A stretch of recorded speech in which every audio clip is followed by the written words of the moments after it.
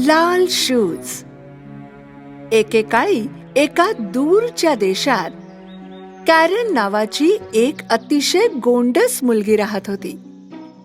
ती तिच्या आईसोबत एका छोट्याशा घरात राहायची आणि खूप आनंदी मुलगी होती. तिला कुतूहल असलेल्या प्रत्येक गोष्टीबद्दल ती आईला विचारायची. आई, आकाशातले हे छोटे दिवे काय आहेत? ते तारे आहेत कॅरेन. पृथ्वीवर राहणारा प्रत्येक जण कालांतराने तारा बनतो आणि मग आकाशात कायमचा चमकतो.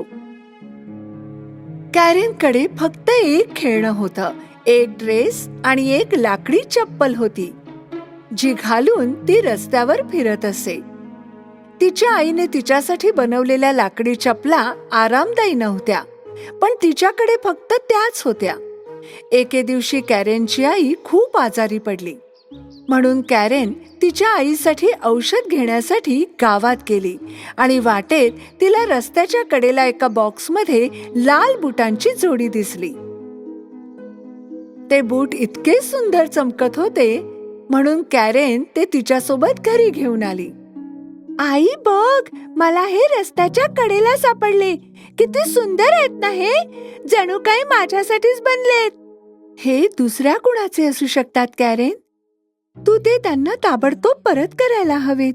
पण जर त्यांचा मालक असता तर त्याने हे बॉक्ससह तिथे सोडलेच नसते. कदाचित मालकाच्या हातून ते चुकून पडले असतील. मग त्याने असे सोडायला नको होते ना. मला ते सापडले, आता हे माझे शूज आहेत. बाळा, माझं ऐक नीट. मी तुला नवीन शूज आता नाही देऊ शकत, पण म्हणून तू दुसऱ्यांचे शूज फक्त या कारणासाठी घालू नयेस असं मला वाटतं. हट्टीपणा करू नकोस. मला वचन दे की तू हे लाल शूज घालणार नाहीस. कॅरेनने दुःखाने तिच्या आईला लाल शूज न घालण्याचं वचन दिलं आणि ते तिच्या पलंगाखाली लपवले. महिने उलटून गेले. एक दिवस जेव्हा कॅरेन घरी आली आणि तिला तिची आई घरात कुठेच दिसली नाही, तिने तिला सगळीकडे शोधलं, जोपर्यंत तिला याची जाणीव झाली नाही की तिची आई आकाशातला एक तेजस्वी तारा बनलीये. दुसऱ्या दिवशी तिच्या आईच्या अंत्यसंस्कारांसाठी जाताना कॅरेनने ते लाल शूज घातले. अंत्यसंस्काराला आलेले लोक कॅरेनच्या शूजकडे आश्चर्याने पाहत होते. एवढा नादर, अंत्यसंस्कारात लाल शूज घालायची हिची हिम्मत कशी झाली? पण कॅरेनला त्याची पर्वा नव्हती, कारण तिला तिचे शूज खूप आवडत होते. तेव्हाच एक चांगल्या मनाची वृद्ध स्त्री स्मशानाजवळून जात होती. या वृद्ध महिलेला कळलं की ही लहान मुलगी आता अनाथ झालीये. तिने तिला दत्तक घ्यायची इच्छा व्यक्त केली. माझ्या बरोबर चल सुंदर मुली, तू मोठी झाल्यावर तुला यशस्वी आणि सुंदर बनवण्याचा मी सर्वतोपरी प्रयत्न करेन. म्हणून कॅरेन म्हाताऱ्या बाईकडे बरीच वर्ष राहायला गेली. कॅरेन, तू तुझ्या आईच्या अंत्यसंस्कारांपासून हे शूज घातलेस, ते आता काढून टाक. ते खूप खराब झालेत. नाही, मला माझे लाल शूज खूप आवडतात. ओह कॅरेन, इतका हट्टीपणा करू नकोस. चल, तुझे शूज बदल, मी आणखी चांगले शूज घेऊन देईन. कॅरेन त्या म्हाताऱ्या बाईला नाराज करू इच्छित नव्हती, जिने तिला दत्तक घेण्याचा दयाळूपणा दाखवला होता. म्हणून तिने शेवटी तिचे लाल शूज काढले आणि फेकून दिले. काही दिवस गेले. एक दिवस कॅरेन तिच्या नवीन खोलीत नवीन कपडे घालून नवीन खेळण्यांशी खेळत होती. तेव्हा म्हातारी बाई तिच्यासाठी नवीन शूज घेऊन आली. पण कॅरेनला हे शूज अजिबात आवडले नाहीत. पण हे निळे आहेत, खूप कुरूप आहेत, मला हे अजिबात आवडले नाहीत. पुढील अनेक वर्ष कॅरेनला तिच्या लाल शूजची खूप आठवण येत होती. ती एक सुंदर तरुणी बनली, पण तिची हट्टी वृत्ती कधीच बदलली नाही. अगदी म्हातारी बाई तिच्यासाठी भेट घेऊन यायची तेव्हाही नाही. मी हे असं काही घालत नाही, पण मी हे तुझ्यासाठी विणलंय. मी हे कधीच खाणार नाही. माझ्यासाठी फ्रेंच फ्राईज करा. निदान एक घास तरी खाऊन बघ बाळा.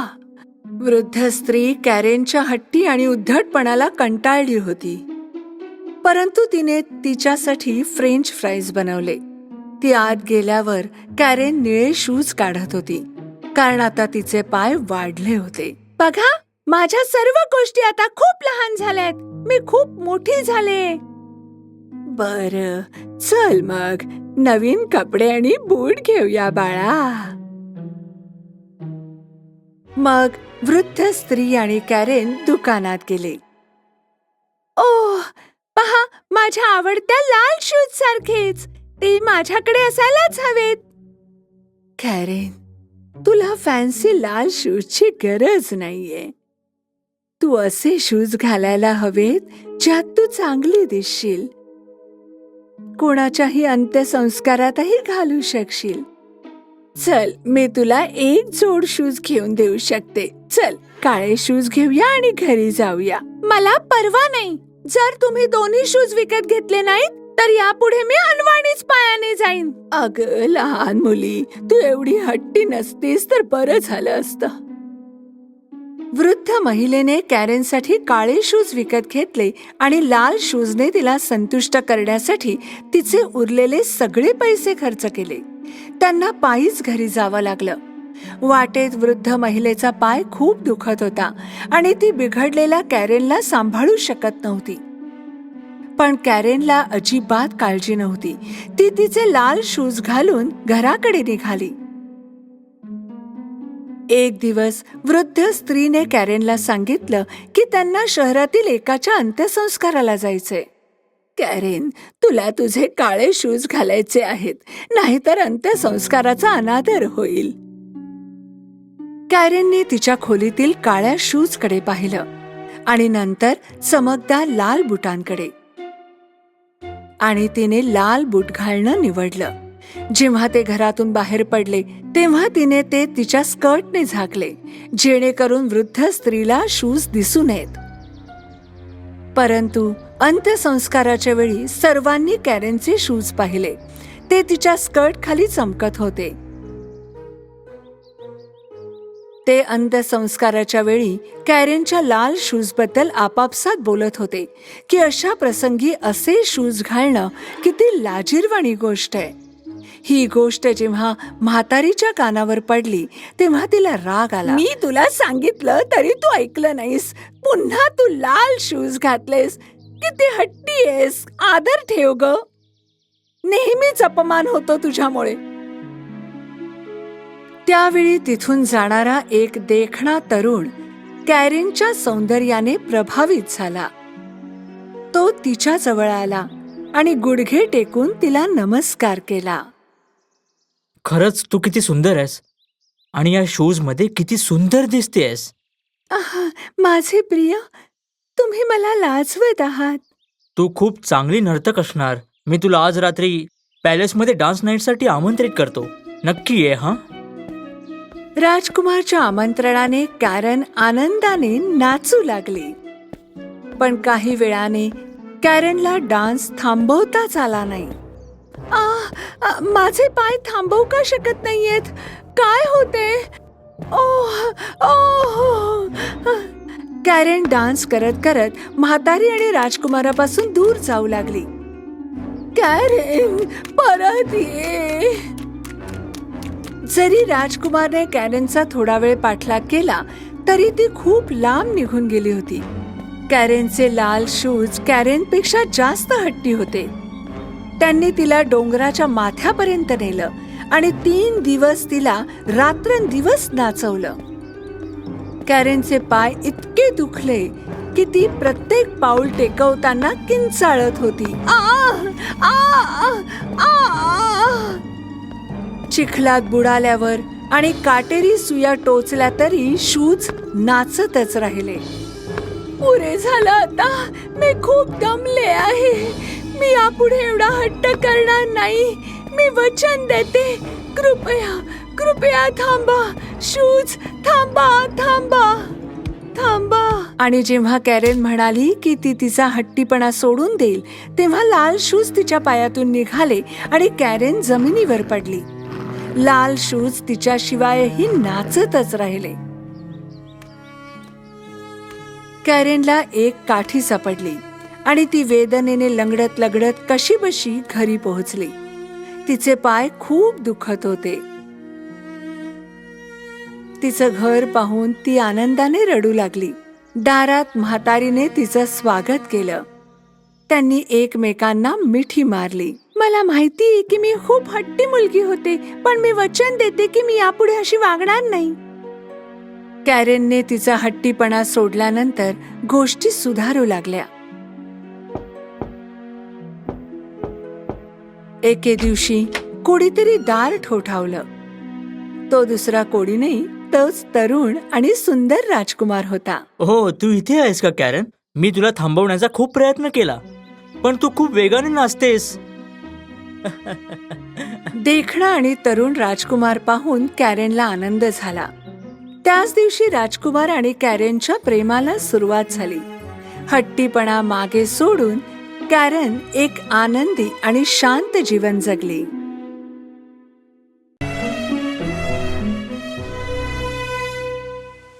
एकेकाळची गोष्ट आहे. एक खूप श्रीमंत माणूस होता. त्याच्या 3 मुली होत्या. त्यातल्या 2 मुली खूपच लालची आणि स्वार्थी होत्या. पण त्याच्या 3ऱ्या मुलीच्या मनात मात्र भरपूर प्रेम आणि आदर होता. एक दिवस वडिलांना कळले की त्यांची काही जहाजे वादळामुळे समुद्रात बुडाली आहेत. त्या बिचाऱ्यांचे सगळेच काही संपून गेले जसे. शिवाय ज्या घरात ती लोक राहत होती, दोघी लालची बहिणी या प्रकरणामुळे खूपच त्रासल्या होत्या. त्या संपूर्ण दिवस नुसत्या बसल्या बसल्या बरं वाईट बोलत होत्या. घराची सगळी कामं ब्युटीच करत होती. काही काळानंतर वडिलांना कळलं की त्यांचं एक जहाज समुद्र काठी पोहोचले आहे. ते तेथे जायची तयारी करू लागले. जायच्या आधी त्यांनी त्यांच्या मुलींना विचारलं, तुम्हा तिघींसाठी काय घेऊन येऊ? कपडे, चप्पल, हार आणि ब्रेसलेट्स. आणि तुझ्यासाठी ब्युटी, सांग काय हवंय तुला? फक्त एक गुलाबाचं फूल डॅडी. वडील एक लांब अंतर गाठून त्या जहाजाकडे पोहोचले. त्या जहाजात कोणतंही सामानही नव्हतं आणि ते जहाज काही कामाचंही राहिलं नव्हतं. मायूस आणि हताश होऊन वडील घरी परतू लागले. अंधार होता होता ते एका जंगलात पोहोचले. तिथे पूर्ण शांतता होती आणि गारवा सुद्धा. बर्फ पडत होता. काही तास ते असेच चालत होते बर्फांवर.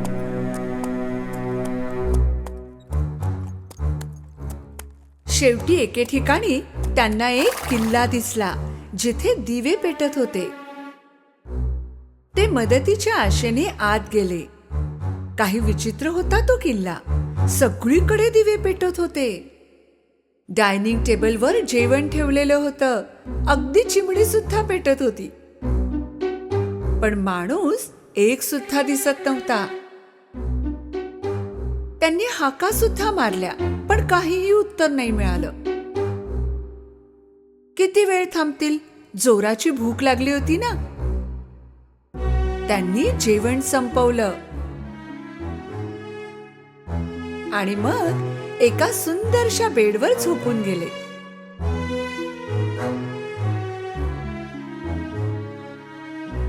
ते जेव्हा सकाळी उठले, त्यांना घालण्यासाठी कपडे तयार मिळाले. ते खाली उतरले. त्यांच्यासाठी शानदार ब्रेकफास्ट तयार ठेवला होता. हा नक्कीच एखाद्या परीचा राजवाडा असणार. नाहीतर उगीच कोणी कोणाची मदत करतं का? ती भेटली तर नक्की आभार मानेन. किल्ल्यातून बाहेर येताना त्यांना बागेत गुलाबाचे फूल आढळले. त्यांना वाटले, मी आपल्या 2 मुलींसाठी तर काहीही घेऊन जात नाही. कमीत कमी ब्युटीसाठी तरी काही घेऊन जातो.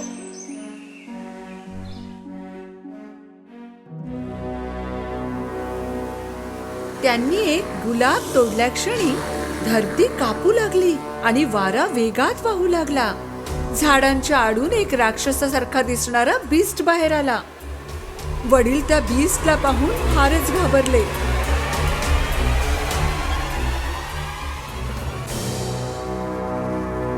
तुला खायला दिलं, राहायला जागा दिली, घालण्यासाठी कपडे दिले, आणि तू इकडे माझी गुलाबं तोडतोयस. हीच आहे का तुझी माणुसकी? वडिलांनी त्या बीस्टची माफी मागितली आणि त्यांनी त्याला सांगितले की ते हा गुलाब आपल्या मुलीसाठी घेऊन जाणार होते. जी चूक तू केलीस त्याची शिक्षा मिळेल तुला. मला क्षमा कर. वडिलांनी त्या बीस्टची माफी मागितली. मी तुला एका अटीवर क्षमा करू शकतो. तुला 3 मुली आहेत, त्यापैकी एक जर माझ्या बरोबर राहायला आली तर मी तुला सोडेन. सांग मला, तुला हे मान्य आहे का? मनात ओझे घेऊन वडील घराकडे परतले. घरी पोहोचल्यावर दोन्ही स्वार्थी मुलींनी वडिलांची कहाणी ऐकली, पण बीस्टच्या अटीकडे दुर्लक्ष केलं. ब्युटी त्या दोघींपेक्षा वेगळी होती. डॅडी, जर तुम्ही परवानगी दिलीत तर बीस्टकडे मी जाईन. दोघी स्वार्थी बहिणी फारच खुश झाल्या, कारण त्यांना असं वाटत होतं की सगळी चूक ब्युटीचीच आहे. दुःख आणि नाईलाजाने वडील ब्युटीला किल्ल्याकडे नेण्यासाठी निघाले.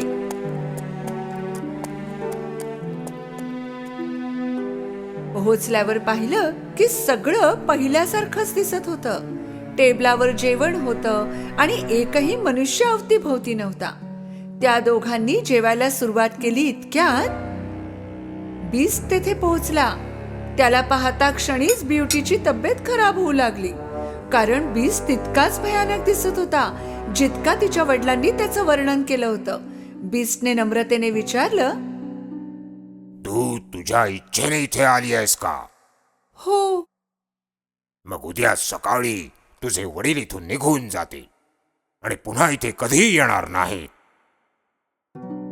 ब्युटी दुसऱ्या दिवशी सकाळी जागी झाली तेव्हा तिचे वडील तेथून निघून गेले होते आणि शानदार ब्रेकफास्ट तिची वाट पाहत होता.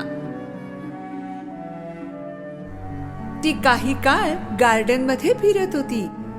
गुलाब पाहता क्षणी ती दुःखी झाली. मग तिने किल्ल्याच्या आत प्रवेश केला. एक दरवाजा गुलाबांनी भरलेला होता. तिला काहीच कळलं नाही.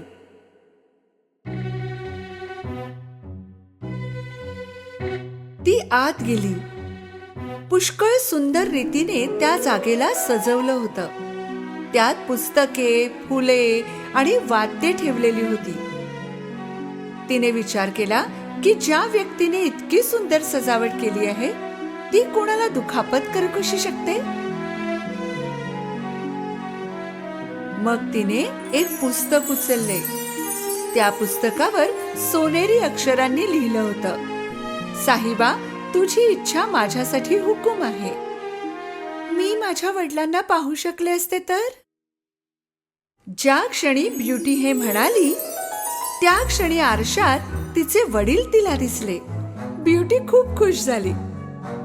तिचे वडील तिच्या समोर होते ना. त्याच रात्री बीस्ट डिनरच्या वेळी पुन्हा आला. मी तुला पाहू शकतो का ब्युटी? हा किल्ला तुमच्या मालकीचा आहे, मला का विचारता? नाही, आता हे सगळं काही तुझं आहे. तू म्हणालीस तर मी इथून निघून जाईन. ब्युटीला आश्चर्य वाटले हे ऐकून. मला तुला काही विचारायचंय. मी खरंच खूप कुरूप आहे का? तिला सुचत नव्हते की काय उत्तर द्यावं. मग तिने मान हलवून होकार दिला. तू माझ्याशी लग्न करशील? यावेळी ब्युटीने जरा कठोरतेने उत्तर दिले, नाही. बीस्ट परत फिरून निघून गेला, दुःखी आणि हताश. दररोज डिनरच्या सुमारास बीस्ट ब्युटीला भेटत होता आणि तिची पुष्कळ काळजी घेत होता. असेच दिवस जात होते. आता ब्युटीला बीस्टची सवय झाली होती. हे जर सुंदर दिसले असते तर. काही महिने उलटले. आता ब्युटीला बीस्टची भीती वाटत नव्हती. शिवाय ती त्याला पसंत करू लागली. एके दिवशी तिला आरशात तिचे वडील आजारी असल्याचे आढळले. ती बीस्टकडे गेली आणि घरी जाण्याची परवानगी मागू लागली, कारण तिला तिच्या वडिलांची देखभाल करायची होती. नक्कीच तू जाऊ शकतेस, पण जर तू परत आली नाहीस तर तुझ्या विरहामुळे मी मरून जाईन. मी एका आठवड्यात परत येईन.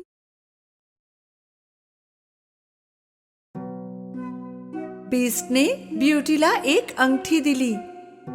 त्या अंगठीला जर झोपते वेळी काढली तर ती जागी होईल सरळ किल्ल्यामध्ये. दुसऱ्या दिवशी सकाळी ती आपल्या वडिलांच्या घरी जुन्या बेडवर जागी झाली. ती स्वतःच्या वडिलांना पाहून खूप आनंदित झाली आणि तिच्या वडिलांचा अर्धा आजार असाच बरा झाला तिला भेटून. दुपारी ब्युटीच्या बहिणी, ज्यांचं लग्न झालं होतं, वडिलांना भेटण्यासाठी आल्या. घरी ब्युटीला पाहून त्यांना फार राग आला. त्यांनी ब्युटीला जाळ्यात अडकवण्याचं ठरवलं. तिला एक आठवडा आणखी येथे थांबवून घेऊ. बीस्टला राग येईल आणि तोच तिला मारून टाकेल.